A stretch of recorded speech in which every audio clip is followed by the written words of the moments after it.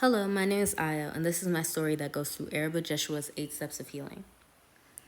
A 2-year-old girl rushes around her room trying to get ready for the day. She puts on a sky blue dress with white stripes and a big yellow flower. She goes to the bathroom to brush her teeth and wash her face. Her mother rubs so much shea butter on her, it looks like she is glowing. The last step is her hair. Her mother takes a spray bottle full of water and sprays the girl's hair while the girl shuts her eyes. The mother takes a bit of shea butter and rubs it on the girl's hair. Fluff, fluff, fluff, pat, pat, pat. The girl fluffs and pats her hair while saying the words over and over until the mother tells her to stop, and has a big, beautiful afro. She looks at herself in the mirror, smiles, and then quickly goes off to play. At the age of 5, the girl is in school and starts to realize the difference between her hair and the hair of everyone around her. Every other girl in her class has looser and curlier hair and pretty styles. They don't wear afros often like she does. Instead, their hair hangs down in braids or twists adorned with beads of different sizes, shapes, and colors. Their hair is in ponytails that clearly show their wavy hair. On top of this, the movies she watches don't help her feel good about her hair. The Disney princesses are all white with long, straight hair, except for one, her favorite, Princess Tiana. But even Princess Tiana doesn't have hair like the girl has. The princess's hair is big and wavy, just like the girl's at school. The girl doesn't like her hair big in a big afro anymore. She wants her hair like all the other girls. She wants her hair to be looser and longer because now she thinks that loose and long hair will make her pretty. At the age of 7, afros are one of the styles she dislikes the most on herself. Everyone around her still wears braids, twists, or buns and ponytails, and hardly ever does she see one of her friends wear afros at school. She thinks that it's an inconvenience, especially after she is not allowed to dance in a recital because of it.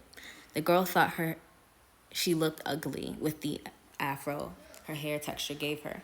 She constantly compared her hair to her mother and her aunt's hair, and sometimes even her cousin's hair.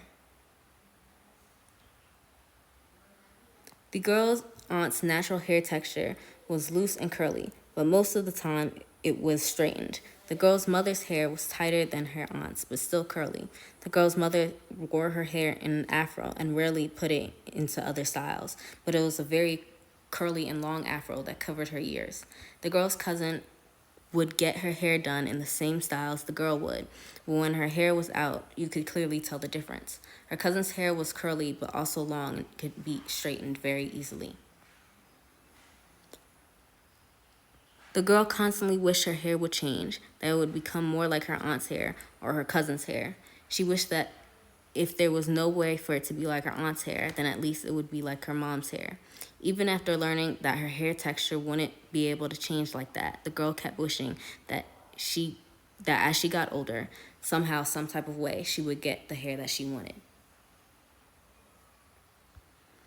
Around the age of 10, the girl slowly starts to not constantly compare her hair to others. She has now been homeschooled for a while, and some of her friends have started to wear extensions, which makes it harder for her to compare her hair to theirs. The girl has also accepted that her hair texture won't change unless she straightens it or perms it, something that she is not willing to do, and her mother won't let her do anyway. The girl starts to accept that her hair is the texture that they call 4C, which turns out to be the tightest curled hair there is. She starts to wear her hair not only in twists and braids, but also in knots, Bantu knots, and a hairstyle that she labeled the sun. It was cornrows that formed from the front and back of her head and met in the center of her head to make a ring of Bantu knots.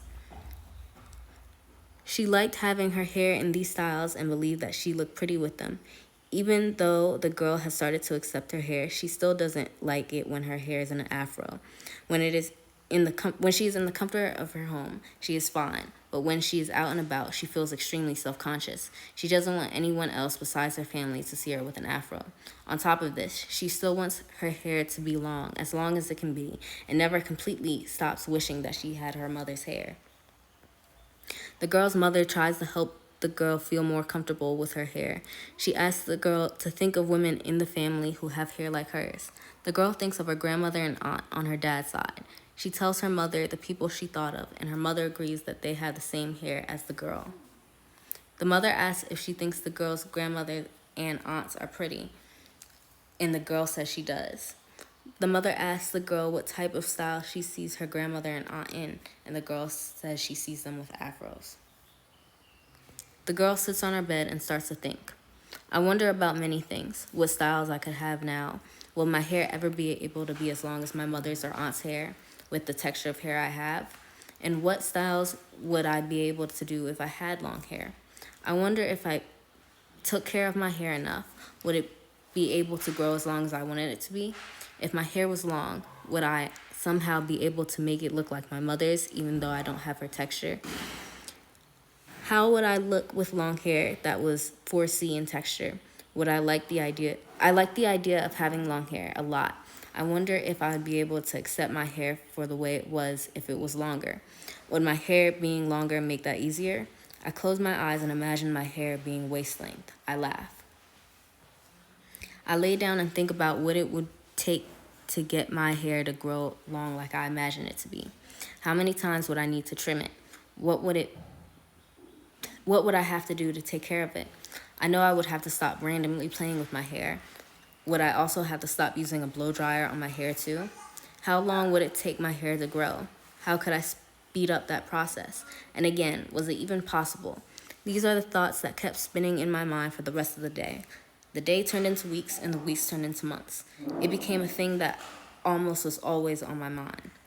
I decided that I wanted to grow my hair and that I also wanted to enjoy my hair no matter how long it was.